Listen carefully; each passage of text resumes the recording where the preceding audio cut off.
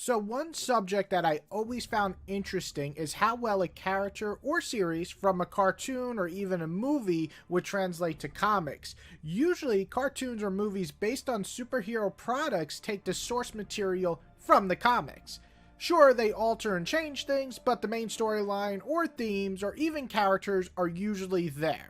But what happens when a cartoon or a movie comes out and it's brand new, people are loving it, and then they decide to put them in comic form? There's a few examples of this, such as Harley Quinn, starting as a cartoon character from the Batman TV show in the 90s, to eventually translating into comics, or transitioning into comics would probably be a better word, but it's pretty rare. It's almost always the other way around, but Batman Beyond is probably the biggest mystery to me. Coming out on January 10th, 1999, Batman Beyond was a pretty big hit.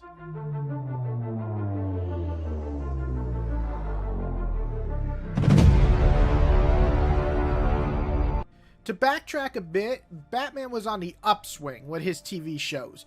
After Batman the Animated Series came on the scene in 1992, just about everybody loved it, especially the kids. The New Adventures of Batman being a solid follow-up, WB decided they wanted another series after it. So they brought the crew back of Bruce Timm and Paul Dini to write and create, and two huge reasons why those animated shows were such a success are those creators. They decided to jump into the future this time and have a brand new Batman, and his name was Terry, and he would be the next Batman in line. Not Tim, not Dick, but a brand new character. On top of that, they made Bruce almost an Alfred type role, the guy behind the mic, helping out Terry as he becomes the next Batman. A more cyberpunk type world, Batman Beyond was a brand new Gotham to explore with new people at the mantle. It was a major risk using brand new characters to sell the Batman name, and although, as always, when the announcement came out, people were, of course,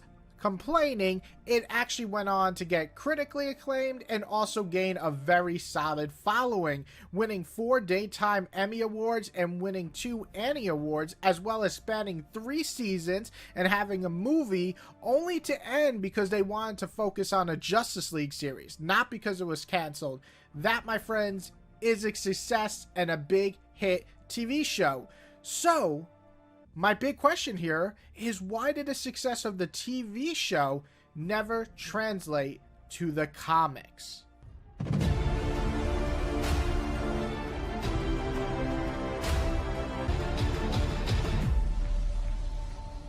So let me make it clear, Batman Beyond had comics. They had the tie-in run in 1999, which was 6 issues, and then it had its own series later on that was 24 issues, but these were tie-in comics to the show. They were aimed at the younger readers, and Terry was not in the larger picture at DC Comics.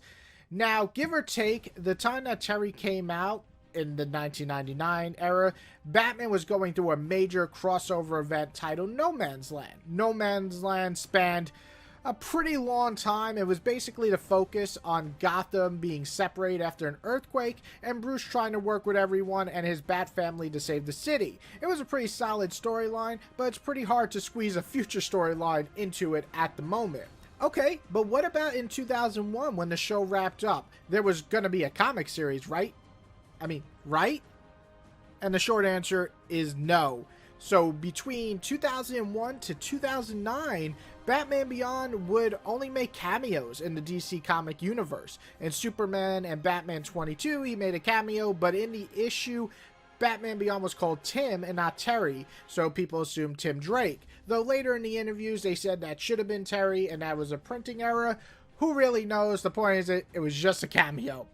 Finally, in 2010, almost 10 years after the show ended, Terry was introduced into the main line of DC Comics universe with Batman 700. He then got his own series that only lasted 6 issues, written by Adam Bishan. Sorry if I'm saying your name wrong.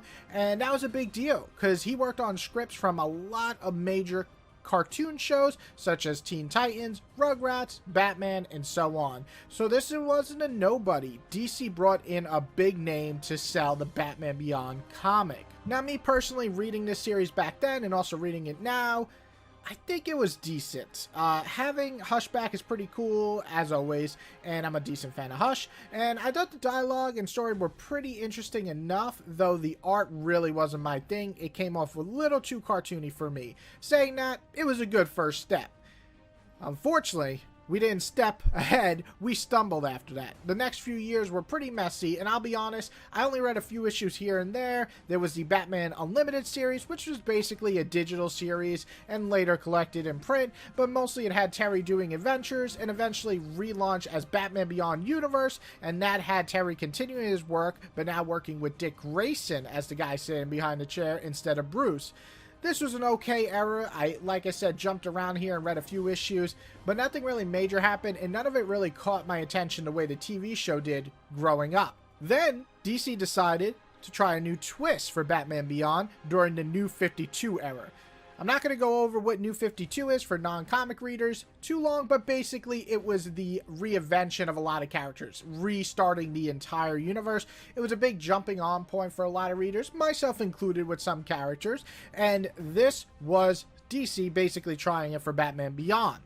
The biggest change here was instead of Terry, we got Tim taking over and becoming the new Batman Beyond. Now, I've only read about a volume and a half. I've read about 9 issues, and this one just didn't feel like Batman Beyond to me. It's not the worst idea ever that Tim becomes Batman from the future, but I just feel like the storylines have just been there, done that before, and it's not really that fun. And I like the idea that Tim becomes Batman in the future, as we got with the more ruthless Tim, who kills because he just kind of had that breaking point in the Teen Titans series from Jeff Johns and other writers. But here, this is a weak idea, and Tim comes off lacking any type of charisma that Terry brought to the table as Batman Beyond. This is the weakest part of Batman Beyond, and to me, this is a big reason why it was unsuccessful, is that Tim is not the Batman Beyond that the TV shows wanted.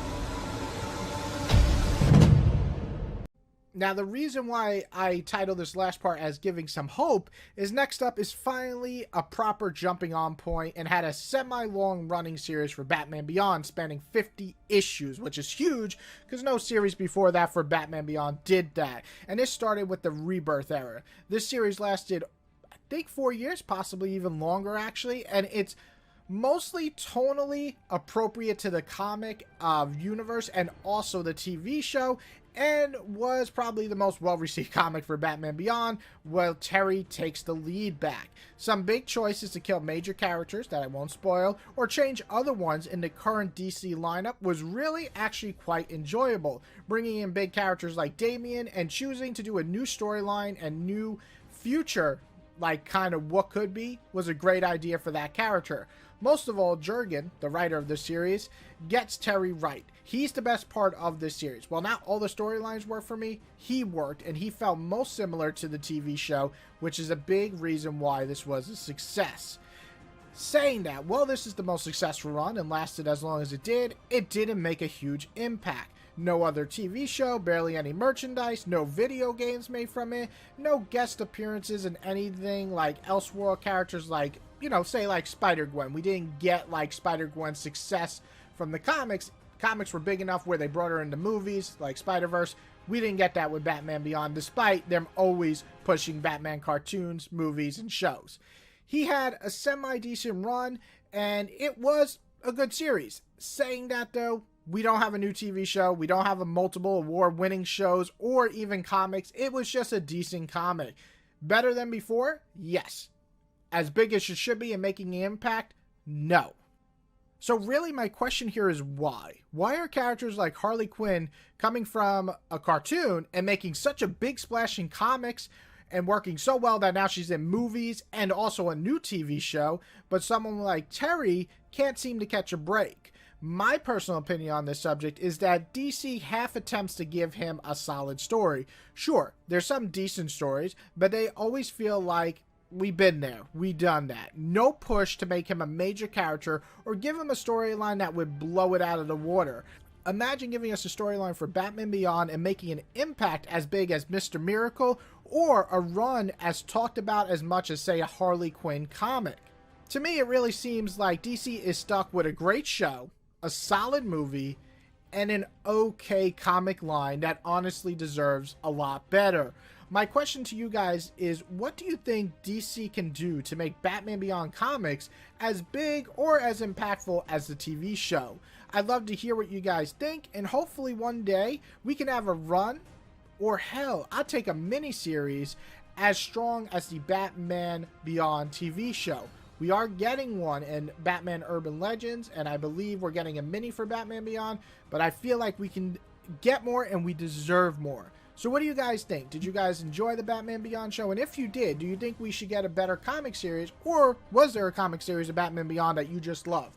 List your answers below. I hope you guys enjoyed this video. As always, I love making these. These are a blast, and I will be back for a lot more comic videos in the future. Have a good one.